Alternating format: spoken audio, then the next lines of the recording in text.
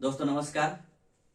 आज हम लोग पॉलिटी में मूल अधिकार यानी फंडामेंटल राइट, देखिए हिंदी में मूल अधिकार और इंग्लिश में फंडामेंटल राइट्स के बारे में जानेंगे, चर्चा करेंगे और जितना भी हो सके पीटी बेस्ड जो क्वेश्चन हो सकता है जहां तक हो सके मैं आप कोशिश करूंगा आप लोगों के समक्ष रखने के लिए।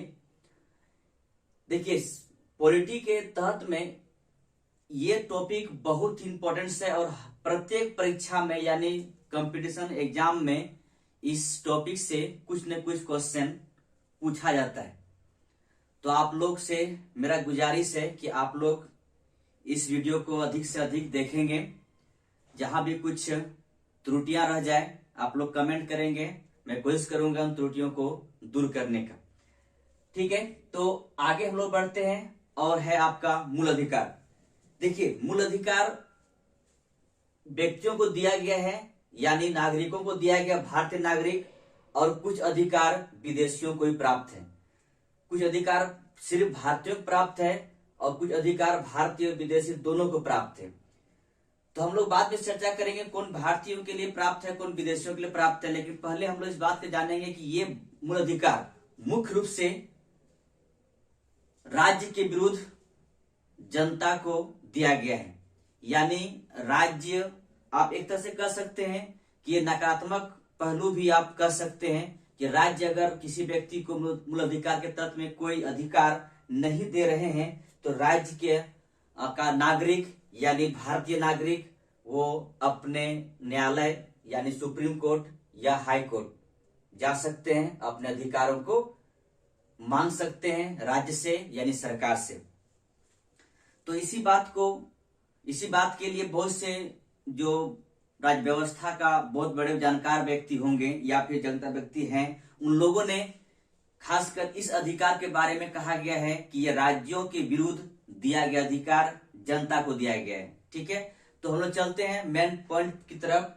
खासकर जो जितना भी फैक्ट हो सकता है उन फैक्ट के बारे में जानने के लिए तो सबसे पहले आप लोग याद रखिएगा कि मूल अधिकार जो नागरिकों को प्राप्त है उसमें पहला चीजें हैं भाग 3, ध्यान रखेंगे भाग 3 और अनुच्छेद 12 से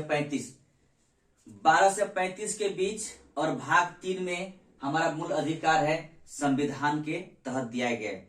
लेकिन दोस्तों याद रखेंगे मूल अधिकार 1950 में नहीं बहुत पहले से मांग किया जा रहा था। तो बहुत पहले से मांग तो किया जा रहा था और यहां पर आपको मैं लिखा भी हूं, आप देखेंगे कि 1930 के कराची अधिवेशन यानी कांग्रेस का कराची अधिवेशन, इस अधिवेशन में मांग किया गया था कि भारतीयों को मूल अधिकार यानी नागरिकों को मूल अधिकार दिया जाए। खैर उस समय हम गुलामी के जंजीर में बंधे हुए थे तो हो ना हो मुझे नहीं मिला, कोई बात नहीं, लेकिन आगे चल के संविधान के निर्माण होते ही मुझे मूल अधिकार प्राप्त हो गया। तो इस मूल अधिकार के बारे में कहा जाता है कि नागरिकों का ये मैग्ना कार्टा है, भारत के नागरिकों का भारत का मैग्ना कार्टा कहा गया है। देखिए मैग्ना कार्टा वर्ड आते ही एक मन में आपके आएगा कि मैग्ना कार्टा होता क्या है। तो 1215 ईस्वी में, लगभग आज से 800 साल पुरानी बातें हैं, इसमें इंग्लैंड का राजा वहां के नागरिकों को कुछ अधिकार दिया था। इंग्लैंड का राजा इंग्लैंड के नागरिकों को कुछ अधिकार दिया गया था, इसी अधिकार को वहां पर मैग्ना कार्टा कहा गया। तो जिस तरह वहां पर जनता को या वहां के नागरिकों को अधिकार दिया गया था, इसी प्रकार राज्य द्वारा भारतीय नागरिक को भी ये अधिकार सौंपा गया है, इसीलिए हम इसे भी भारत का मैग्ना कार्टा कहते हैं। ध्यान रखेंगे ये वर्ड मैग्ना कार्टा बहुत बार एग्जाम में पूछ चुका है। इसके बाद एक वर्ड और लिखा हुआ है कि अमेरिका के संविधान से प्रभावित है। क्या प्रभावित है? हमारा मूल अधिकार अमेरिकी संविधान से प्रभावित है। तो दोस्तों इतना याद रखेंगे, भाग 3 अनुच्छेद 12 से 35 भारत का मैग्ना कार्टा अमेरिकी संविधान से प्राप्त है और 1930 कराची अधिवेशन में इस मूल अधिकार के बारे में डिमांड किया था, मांग किया था अंग्रेजों से यानी अंग्रेजी सरकार से, जो भारत में रहकर शासन कर रहे थे। तो इसके बाद आगे बढ़ते हैं हम लोग। और देखिए, मूलतः जो संविधान निर्माण हुआ था, जिस समय संविधान के निर्माण के समय में हमारे पास 7 मूल अधिकार था, 7 मूल अधिकार था। लेकिन जनता पार्टी के सरकार 1978 द्वारा, या आप कह सकते हैं 44वें संविधान संशोधन 1978 द्वारा एक मूल अधिकार जो हमारा संपत्ति का अधिकार था, या आप कह सकते हैं उस समय था, उस समय है और अभी को था कह सकते हैं, यहां से मूल अधिकार से हटाकर इसे एक विधिक अधिकार के तहत में 300 का क में रख दिया गया है, यानी 300 का क में विधिक अधिकार के तौर पर रखा गया है। यानी अब आप संपत्ति तो रख सकते हैं, लेकिन विधि के अनुसार, विधि कानून के अनुसार आप रख सकते हैं। 1978 से पहले संपत्ति का अधिकार मेरा मूल अधिकार हुआ करता था, वो था अनुच्छेद 19 का 1 का च और अनुच्छेद 31 में मेरा संपत्ति का अधिकार था, वो जो कि मूल अधिकार था। लेकिन इसको हटाकर कहां पर रख दिया गया? 300 का ए में या 300 का क में रख दिया गया, जो कि अब ये विधिक अधिकार है। ध्यान रखें दोस्तों, ये विधिक अधिकार है। तो अब मेरे पास कितना बच गया? मेरे पास अब मूल अधिकार के रूप में मात्र 6 मूल अधिकार बच गया है। ठीक है, इन 6 मूल अधिकार को एक एक करके चर्चा किया जाएगा। बस आप लोग एक सिलसिलेवार से देखें, सिलसिलेवार निगाह देखेंगे यहाँ पर से कि ये जो यहाँ पर 6 का 6 नाम लिखा हुआ है, बस इतना याद रखेंगे कि मेरे पास 6 मूल अधिकार है। वो कौन कौन है? समानता का अधिकार यानी अनुच्छेद 14 से 18। दूसरा है स्वतंत्रता का अधिकार, अनुच्छेद 19 से 22। तीसरा है शोषण के विरुद्ध अधिकार, अनुच्छेद 23-24। इसके बाद चौथा है धार्मिक स्वतंत्रता का अधिकार, अनुच्छेद 25 से 28। पांचवा है संस्कृति तथा शिक्षा संबंधी अधिकार, अनुच्छेद 29-30। और छठा है संवैधानिक उपचारों का अधिकार, अनुच्छेद 32। तो अब मेरे पास 6 मूल अधिकार है जो इस प्रकार है। ये समाप्त नहीं कर रहा मैं यहाँ पर बस आपको मैं बताने की कोशिश कर रहा हूं कि मेरे पास है। इसके बारे में एक एक करके मैं फिर आने जा रहा हूं। तो कहने का मतलब ये है कि इन 6 को आप याद रखेंगे। ये मेरे पास 6 अधिकार है। 7वां जो था संपत्ति अधिकार, ये अब विधिक अधिकार हो गया, न कि मूल अधिकार है। तो मेरे पास फंडामेंटल राइट के तौर पर संपत्ति अधिकार नहीं है, कहां पर? 301 का और विधिक अधिकार है। तो अब इसको हटाया कब गया था? 44वें संविधान संशोधन अधिनियम 1978 के द्वारा। ठीक है दोस्तों, तो याद रखेंगे मेरे पास 6 है, और खासकर याद रखेंगे भाग 3 और अनुच्छेद 12 से 35 भारत का मैग्ना कार्टा। ठीक है, हम लोग चलते हैं समानता का अधिकार अनुच्छेद 14 से 18 के तरफ। दोस्तों 12 से 35, अनुच्छेद 12 से 35 में, तो अनुच्छेद 12 में दिया गया है राज्य की परिभाषा। राज्य शब्द को परिभाषित किया गया है अनुच्छेद 12 में। देखिए, यहां पर राज्य का मतलब है सिर्फ हमारे संसद और विधानसभा ही नहीं। यहां पर राज्य से मतलब इस बात की है कि सरकार जिस संस्था को फंडिंग कर रहा है या रुपया दे रहे हैं, या जिस संस्था को सरकार ने बनाए हैं, वो सारे राज्य के अंतर्गत में आता है। सरकार, ध्यान रखें दोस्तों, राज्य में सिर्फ केंद्र सरकार और राज्य सरकार नहीं है, यानी संसद और विधानसभा नहीं है।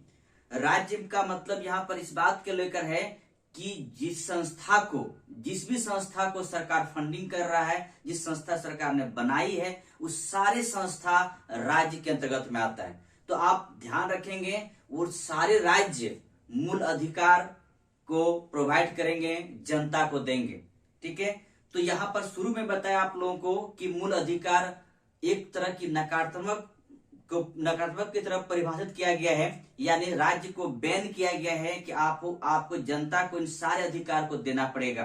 ठीक है, तो राज्य का परिभाषित करने वाला अनुच्छेद है, वो है अनुच्छेद 12।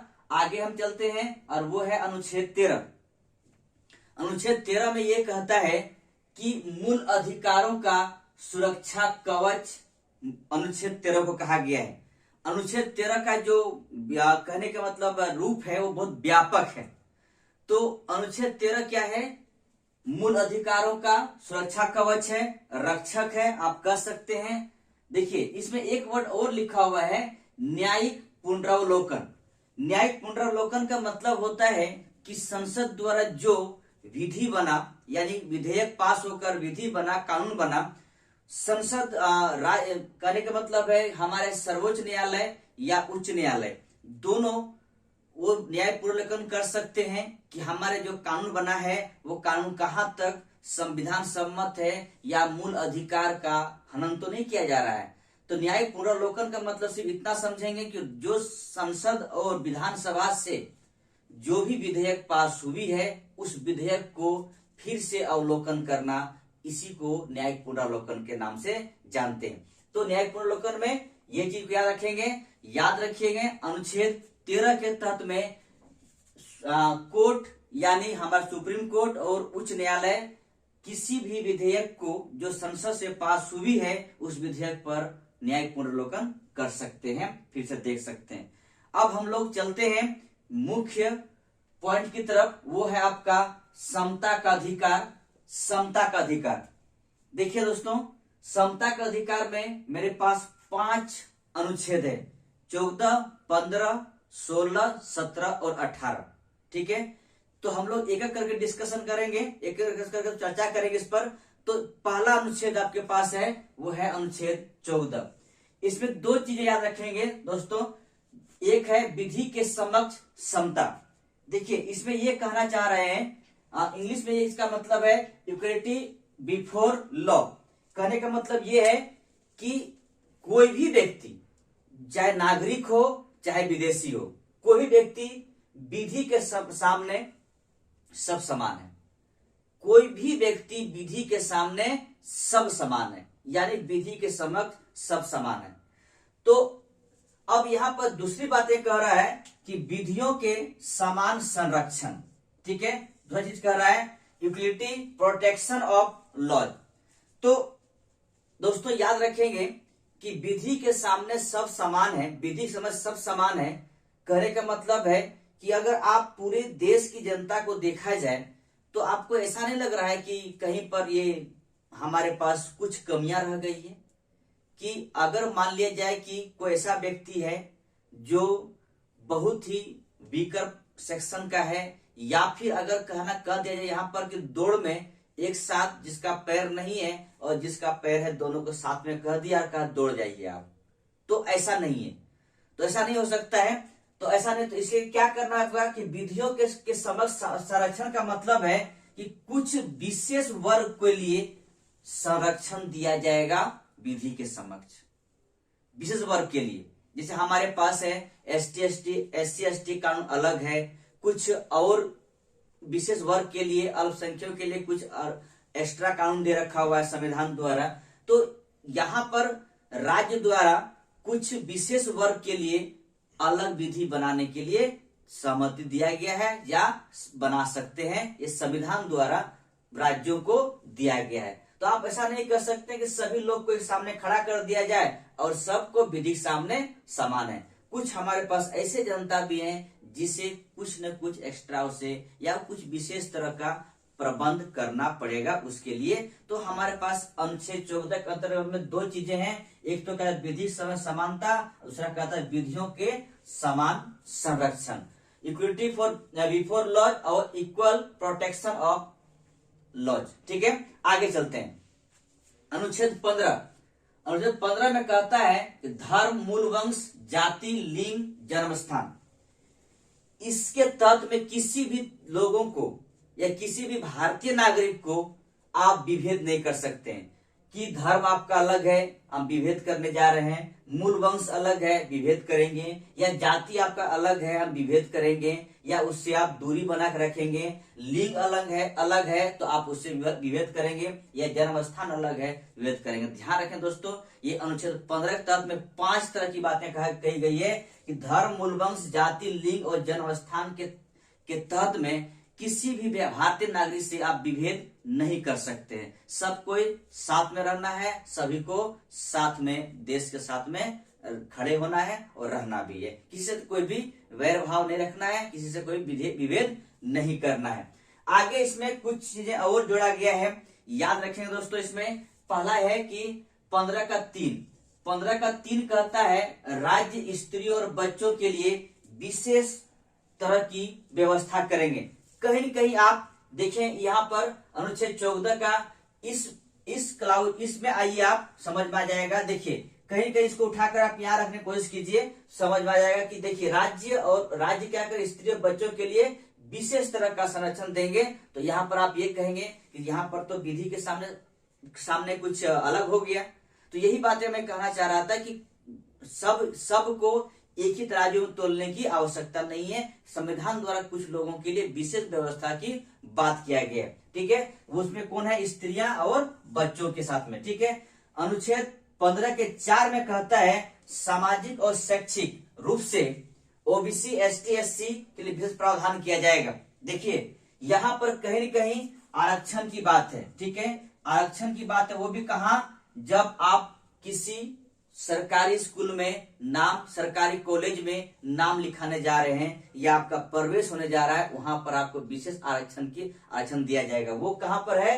अनुच्छेद 15 के 4 में है। वो भी सामाजिक और शैक्षिक आधार पर आपको आरक्षण दिया जाएगा कॉलेज में प्रवेश के लिए, ठीक है। बड़े शिक्षण संस्थानों में प्रवेश के लिए, वो भी सरकारी शिक्षण संस्थानों में प्रवेश के लिए ये आरक्षण की बात कही गई है। किसके लिए? ओबीसी एससी एसटी के लिए। इसीलिए आप कभी देखते होंगे दोस्तों कि जब आप नाम लिखाने या अपना प्रवेश लेने जाते हैं कॉलेज, तो उसमें देखेंगे कि एसटी एससी के लिए अलग तरह का नाम कम नंबर में हो गया है, ओबीसी का अलग कट ऑफ है, किसी को जनरल वाले का अलग कट ऑफ है। तो सबका कट ऑफ अलग निर्धारित किया जा रहा है। कहने का मतलब है कि इसी के तहत में वो आता है अनुच्छेद 15 के 4 में कि इन लोगों को इन वर्गों को आरक्षण दिया जाएगा। इसके बाद आगे चलकर ये 2005 में 93वां संविधान संशोधन अधिनियम 2005 के तहत में एक अनुच्छेद जोड़ा गया, वो है 15 के 5। इसमें क्या कहता है कि निजी शिक्षण संस्थानों में, या ऊपर का मैंने क्या बताया सरकारी संस्थानों में, दूसरा कहता है निजी संस्थानों में ओबीसी एससी एसटी को प्रवेश के लिए आरक्षण की व्यवस्था किया जाएगा। यहाँ फिर से कॉलेजों में उस संस्थानों में प्रवेश के लिए आरक्षण की व्यवस्था करने बात किया गया। किसके लिए? ओबीसी एसटी एससी के लिए प्रवेश की बात किया गया, ठीक है। तो अंततः आप इतना समझेंगे कि अनुच्छेद 15 के 4 और 15 के 5 दोनों में आरक्षण की बात करेंगे, लेकिन एक होगा आपके सरकारी क्षेत्र के लिए और दूसरा है निजी क्षेत्र की शिक्षण संस्थानों के लिए, वो भी हायर लेवल का, ठीक है दोस्तों। और ये कब हुआ था? 93 संविधान संशोधन अधिनियम 2005 के तहत में जोड़ा गया था। तो 14 और 15 हुआ। हम लोग चलते हैं 16 की तरफ, अनुच्छेद 16 में। दोस्तों आगे बढ़ते हैं हम लोग। और अनुच्छेद 16 में कहा गया है कि लोक नियोजन में अवसर की समानता, यानी आप बहुत ही सिंपल भाषा में समझिए, सरकारी नौकरी में समानता की बात करता है। सबके लिए सरकारी नौकरी में समानता की बात किया जा रहा है, यानी यहाँ पर कोई विभेद की बात नहीं होगी। सरकारी नौकरी में सबको समान अवसर दिया जाएगा। लोक नियोजन, बस इतना आप पॉलिटिक भाषा मत जाइए, सिंपल भाषा समझिए, सरकारी नौकरी में सबको समानता। लेकिन इसमें भी कुछ अपवाद है। देखिए कहता है कि केवल धर्म, मूल वंश, जाति, लिंग, जन्म स्थान। देखिए इसके बारे में तो मैं आपको अनुच्छेद 15 में बता दिया कि ये सब के लिए आप विभेद नहीं कर सकते हैं, किसी भी तरीके से विभेद नहीं कर सकते। इसमें दो चीज और जोड़ा गया, उद्भव और निवास। इस आधार पर किसी भी नागरिक के मध्य विभेद नहीं कर सकते कि आपकी सरकारी नौकरी नहीं दिया जाएगा, आप यहाँ के हैं, आप वहां के हैं, कुछ नहीं। पूरे भारत के हैं, कहीं का भी हो, सरकारी नौकरी आकर कहीं भी कर सकते हैं। ऐसा नहीं है कि आप उसमें विभेद कर सकते हैं।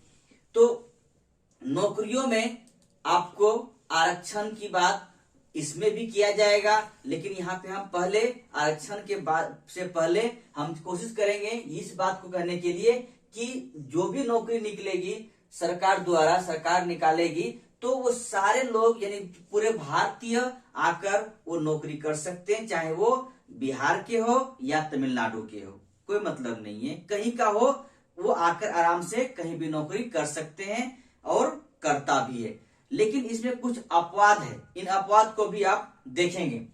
अपवाद के रूप में आपके 16(2) में अपवाद ये है कि संसद द्वारा 16(3) में 16(2) का अपवाद है, 16(3) में 16(2) का अपवाद है, कहता है संसद द्वारा कुछ विशेष प्रावधान करेंगे कुछ राज्यों के लिए।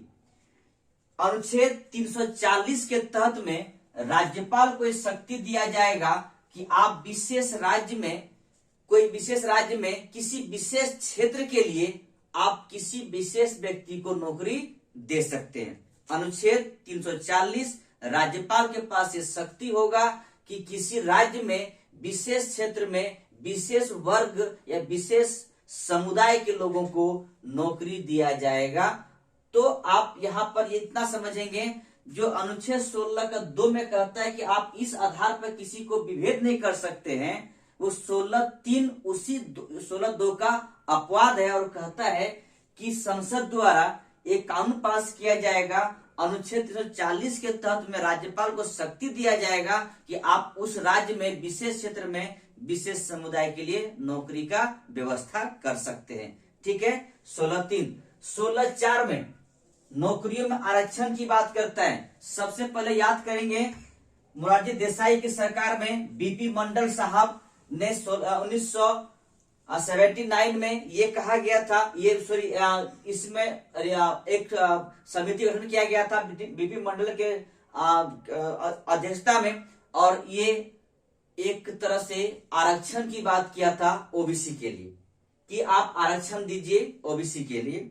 लेकिन हुआ यूं कि 80 में जनता पार्टी सरकार गिर गई, यानी मोरारजी देसाई सरकार गिर गई, फिर से कांग्रेस सरकार आ गई, तो फिर ये ठंडे बस्ते में चला गया बीपी मंडल समिति का रिकमेंडेशन। लेकिन आगे चलकर बीपी सिंह 1990 में सरकार में आते हैं और ये ओबीसी के लिए 27% आरक्षण दिया जाता है। ठीक है, इसको लेकर आप कह सकते हैं कि सर्वोच्च न्यायालय में केस भी गया, फिर सर्वोच्च न्यायालय ने इस आधार पर इसको सही ठहराया कि सामाजिक तौर पर जो पिछड़े लोग हैं उसे आरक्षण दिया जाए। लेकिन ये भी सर्वोच्च न्यायालय ने कहा कि आरक्षण 50% से अधिक नहीं होना चाहिए और 50% आरक्षण सामान्य वर्गों के लिए रख दिया गया। सामान्य वर्ग के लिए वो कर दिया गया कि नहीं, 50% सामान्य वर्ग के लिए रहेंगे, वो उसमें सभी वर्ग भी आ सकते हैं। तो आरक्षण के लिए उच्चतम न्यायालय ने 50% की व्यवस्था कर दी है कि 27% ओबीसी के लिए, बाकी SC/ST के लिए अलग से व्यवस्था किया गया। ठीक है, तो ये 16(4) में नौकरियों में आरक्षण की बात करता हूं। मैं आपको अभी भी थोड़ा देर पहले बताया कि 15(4) में ये कहता है कि शैक्षिक स्थानों पर यानी कॉलेजों में या उच्च संस्थानों में आरक्षण की बात कर ध्यान रखें दोस्तों। 15(4) और 16(4) में दोनों में आरक्षण का ही बात किया जाता है। लेकिन एक है शैक्षिक संस्थान यानी कॉलेजों में प्रवेश के आरक्षण की बात किया जा रहा है, और दूसरा है नौकरी में प्रवेश की, नौकरी पाने में प्रवेश की आरक्षण की बात किया जा रहा है। तो 16 में ये था। हम लोग चलते 17 की तरफ। 17 में कहता अस्पृश्यता का अंत यानी छुआछूत का अंत। तो छुआछूत का अंत का मतलब ये हुआ कि हम बहुत से ऐसे वर्ग हुआ करते थे एक समय में, जो खासकर जो मेन स्ट्रीम के लोग थे, उन्हें छुआछूत के भेदभाव में रखते थे कि नहीं इसके पास मुझे नहीं जाना है। तो संविधान ने उन छुआछूत को, जो छुआछूत करते थे, उसे कहा गया कि नहीं आप ऐसा नहीं कर सकते हैं, ऐसा करेंगे तो आप उसके मूल अधिकार का आप हनन कर रहे हैं, और हमारे संविधान द्वारा और किसी का मूल अधिकार का हनन हो रही है। तो उच्च न्यायालय और उच्चतम न्यायालय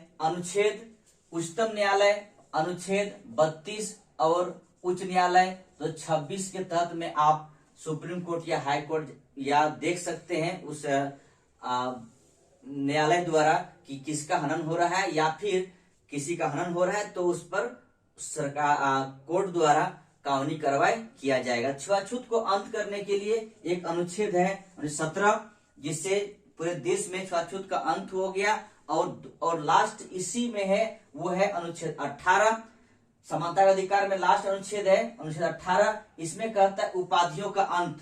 देखिए दोस्तों, एक समय ऐसा होता था, महाराजा, धीराज, कौन कौन सी बहुत बड़ी बड़ी उपाधियां हुआ करता था, उन सारे उपाधियों को अंत कर दिया। क्योंकि ऐसा लगता है ना, कोई महाराज की उपाधि लेने लगता है कि बहुत बड़ा सा उसे पदवी मिला हुआ है, तो इससे क्या होता है कि हम समान इक्वल रूप से नहीं अपने आप को नहीं रख पा रहे हैं। तो इसी वजह से इसे उपाधियों को अंत किया गया। लेकिन सेना और शिक्षा क्षेत्र में जो उपाधि दिया जाता है वो आज भी जारी है, उसे बंद या अंत नहीं किया गया था। तो ये था आपका राइट टू इक्वलिटी के तहत में आपका एक कहने का आप इतना सा बात है कि ये था आपका समानता का अधिकार, यानी अनुच्छेद 14 से 18 के बीच में। ठीक है, तो इसमें हम लोगों ने देखे 14, 15, 16, 17, 18। ठीक है, ये 5 अनुच्छेद है समानता का।